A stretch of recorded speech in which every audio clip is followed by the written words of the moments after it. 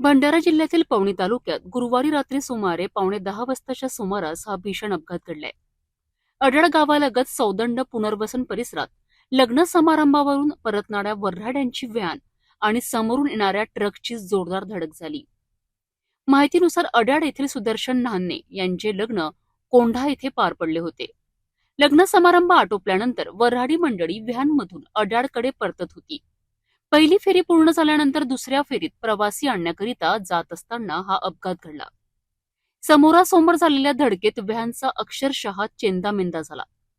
या भीषण अपघातात 5 जणांचा मृत्यू झाला असून मृतांमध्ये श्वेता नगरे 16 वर्षीय, 48 वर्षीय प्रभाकर चाचरकर, 43 वर्षीय मुन्नी चाचरकर, 18 वर्षीय नयना नगरे आणि 42 वर्षीय दुर्गा नगरे यांचा समावेश आहे.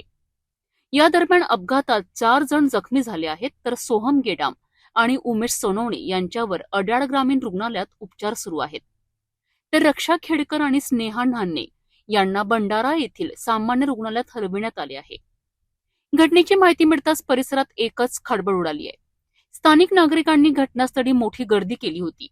पोलिसांनी अपघाताची नोंद करून पुढील तपास सुरू केला आहे.